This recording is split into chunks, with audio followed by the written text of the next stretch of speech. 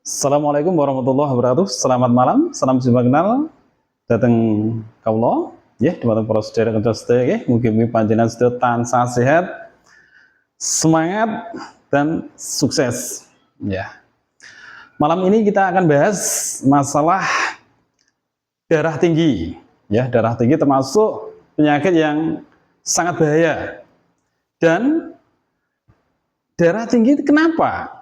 Justru yang diserang ini bagian kelas menengah ke atas yang usia dari lebih 40 tahun.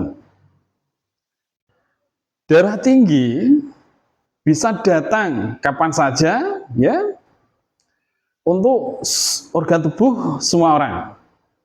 Dikarenakan apa? Ya, pertama,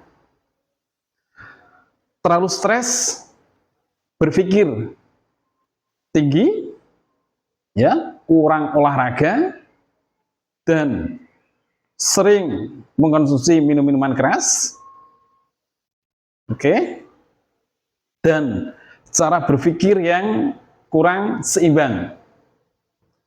Makanya ciri-ciri orang yang mempunyai darah tinggi biasanya organ tubuh itu melemas dan aura wajah ini gelap, ya, suka uring-uringan, dan organ tubuh bagian pinggang ini terasa sakit. Ya, bagi penderita darah tinggi, ya, istirahat yang cukup, pola makan teratur, ya, hindari stres yang terlalu berlebih, dan sementara waktu merokok harus dikurangi, gitu ya. Dan yang utama, konsumsilah air hangat setiap hari. Untuk mengatasi, ya, penyakit darah tinggi, titik-titik saraf yang berkaitan yang harus dinetralkan pertama kali adalah untuk mengkoordinasi organ keseimbangan dalam tubuh kita, yaitu di antara, ya, kelingking ibu jari ini, maaf ya, ini untuk organ keseimbangan tubuh kita, ya, bagian titik-titik saraf yang berkaitan. Dan yang kedua, bagian saraf trigeminus yang ada di ini, ya, mendekati ujung ibu jari di sini, teman-teman, ya. Supaya kepala tidak terlalu pusing. Dan emang saraf trigeminus itu yang mengkoordinasi bagian memori otak besar, saraf panca indera, dan kelenjar ludah, dan lain sebagainya, bagian organ atas tubuh kita. Dan yang selanjutnya, ya, ini di antara tengah hidung yang harus dinetralkan bagi penderita penyakit darah tinggi, ya, ditekan. Dan yang berikutnya, ya, untuk peredaran darah kita, ya, untuk mencegah stroke.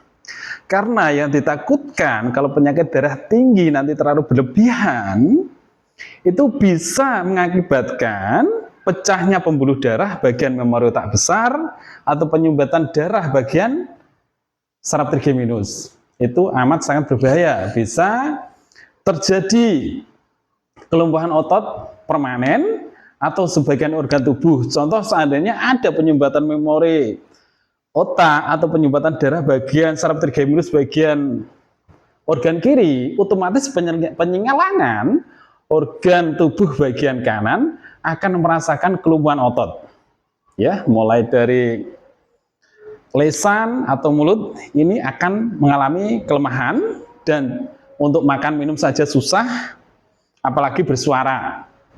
Terus mulai dari otak kecil ke bawah ini seakan-akan tidak ada daya kekuatan sama sekali, jadi seperti kapuk. Itulah, ya.